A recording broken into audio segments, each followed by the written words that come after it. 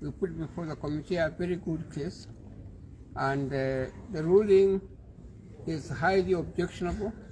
We intend to go to the High Court and challenge it, and we are hoping that the High Court will hand down a good ruling so that Governor Sonko can continue to play a leading role in the politics of this country, and particularly in Mombasa.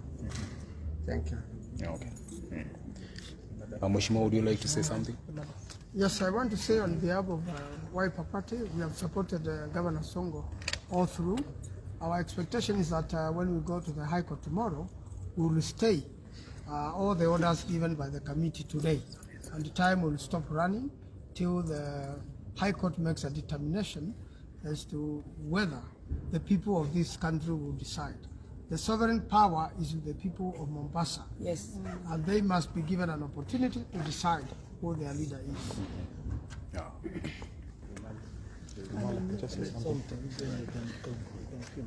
My view is that members of the Fourth Estate who have been here with us today, you have seen the conduct of this tribunal right from the beginning.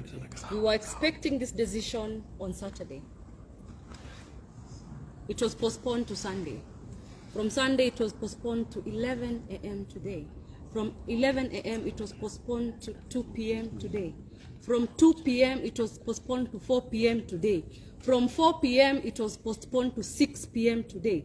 From 6 p.m. to 8 p.m. today. We were sitting there. You can see senior counsel like Hamino patiently waiting. Not because of anything, but the fight for democracy in this country. When we chose democratic government, and we chose the 2010 Constitution, we expect that everybody, including the IBC tribunal seated there, will discharge their mandate and dispense justice according to the provisions of that Constitution. What we have seen today is an obvious case of influence. We have seen an obvious case of lack of independence by this tribunal. We are waiting for the decisions in about 2 hours, which we're going to study that decision.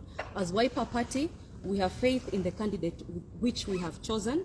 We will then make a decision based on a study of that decision that we are going to get in the next 2 hours. But we are extremely disappointed.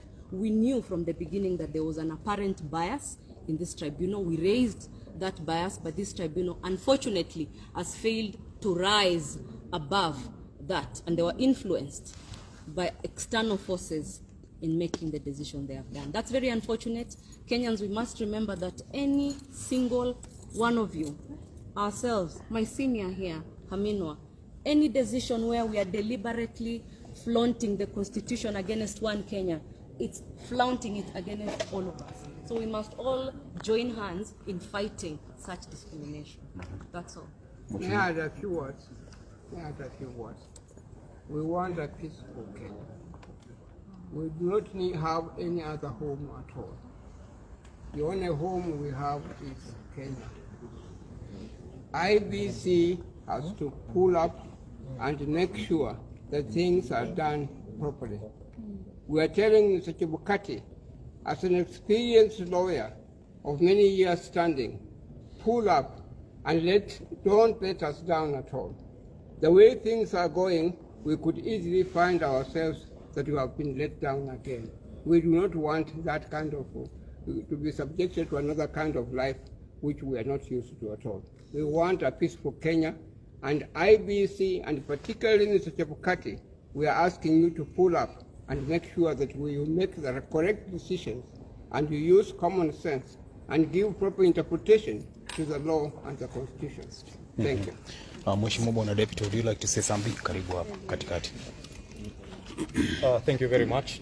First and foremost, I wish to tell our supporters, I know they're disappointed with the ruling that has been made this evening, but we want to tell them to be patient because our lawyers are working around the clock, and we're taking this matter to the High Court tomorrow. And we are very hopeful that we'll get the stay orders for the rulings that have been done this evening. But what is really appalling us is the decision and the ruling that was made by the chair and the two commissioners who are heading the bench. If we remember, and I'm so happy that we've requested for the raw data, the raw audio, whereby the IBC lawyer was asked by the commissioners whether the issue of the degree and the timelines was an issue. And he confirmed that the degree and the timelines was not an issue. The matter here was about Article 75 of the Constitution, which we've clearly demonstrated so well by presenting the letter from the Deputy Registrar of the Supreme Court when we were seated there with Governor Sonko, and still the CRO rejected that letter, and she wanted a letter from the Supreme Court addressed to IBC that Governor Sonko had an active matter in the Supreme Court, which was very appalling. So we believe justice will be served tomorrow when we run to the High Court. So we are telling our supporters to be patient. We are still here, and we're not going back to Mombasa until we go back there with. I want to tell the great people of Mombasa and Kenyans in general, it is not over until it is over. Yes. It took time, because the degree argument was the last one. So the argument on the Court of Appeal took time, and we served the returning officer with the direction from the Supreme Court. All the media houses were present on that material day, I remember. You can go to your clips, Citizen, K24, NTV. She said there is no confirmation of a pending active appeal in court, which we proved in your presence. All the cameras were there live. And then the returning officer lied to the committee, because the following day, or if right now, if you Google, say Sonko no show on Nation newspaper on the 8th, you'll find the returning officer did a press conference and said, we summoned Sonko to come the following day on the 8th to bring the Supreme Court proof. Yeah? About 2:30 she did that press conference. We presented the papers before 4 again on the 8th. Now they are lying, they're misleading Kenyans, they're misleading the public. And tunawaambia wananchi wa Mombasa, mkuwe na moral.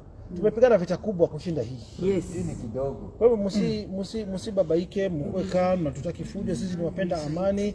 Na Orongo ni mfupi sana. Sana. Na ukweli unalazima. Sisi tutasimama na ukweli.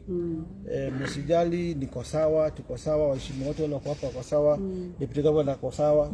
So tuombe tu Mungu na tuendelee mbele. Amen. But ile mambo IBC wamefanya leo, we know money must have exchanged hands. Yeah, I want to concur with the sentiments of Madam Lumala, the lawyer. Our case was supposed to be ruled yesterday. Ikakuja Saturday, ikakuja Sunday ikakuja Monday 11, ikakuja 2, ikakuja 4, ikakuja 5:30, ikakuja 8. Sasa some minutes past 10 ndio tumepewa verdict. But pia sisi ni watu wa intelligence. Unakumbuka tuna handle mambo mingi pia ya ufisadi, tunaelewa vile kunaenda. Na tunajua paka maproxies wale wametumika.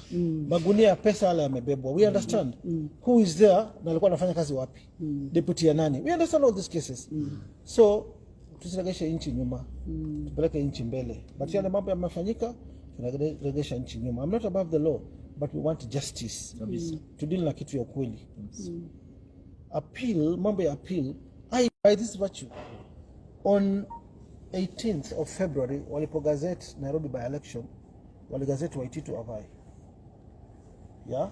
Na si ati notice of 4th January, walisema Waititu is all the way going to the ballot because he's an independent candidate.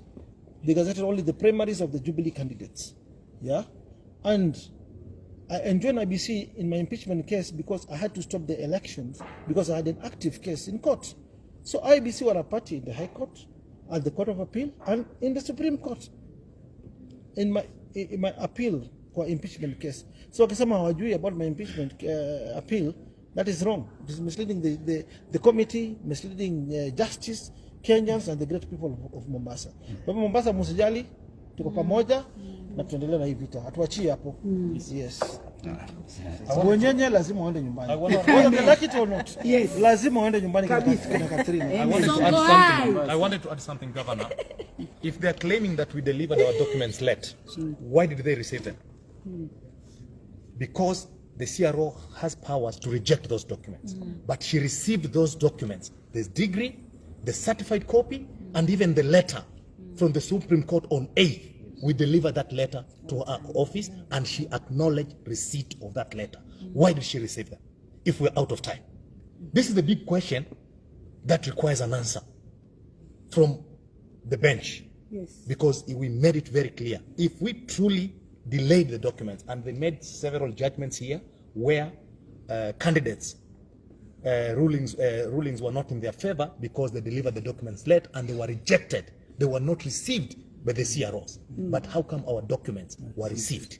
This is a question that begs for an answer. The degree, the certified copy, and even the letter from the Supreme Court. On 8th, she was there to receive it. Why? If she didn't direct us to bring that letter, why did she receive it?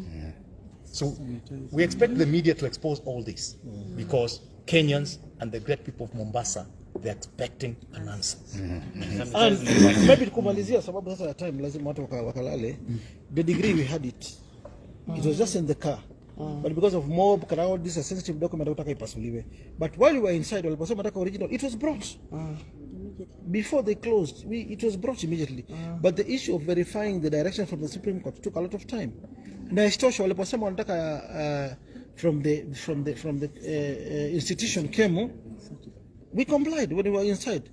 We have even annexed in our affidavits the M-Pesa statements from Safaricom, certified, signed, stamped by Safaricom. We were told by Kemu to tume 2,000 fee ya certify, which we sent it by 3:44 tulituma, and the degree was certified and sent back to us, copied to ABC through the email. So there is something else. Mambo ambayo tumesikia Kabisa. Sawa governor. Asanteni sana. Asanteni sana for your time. Sawa. Sanitize Mombasa. Hi, love. Yes, darling.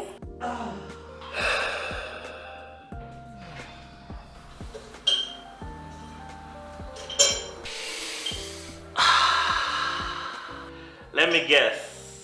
Coffee? Yeah. Oh yes, it's halfway down the line for the year 2022, and here at Optivin, we're giving you an opportunity to stay warm this season. Buy a plot of land at Celebration Gardens Kitengela. Celebration Gardens comes with Marram roads, trees along the internal roads, and will have water and electricity amongst other features. For every 699k that you place as deposit or installment towards any of Optivin's plot of land, we gift you a brand new coffee maker to make you feel warm. Changamkia ploti na Optivin. Call us on 0790 300 300.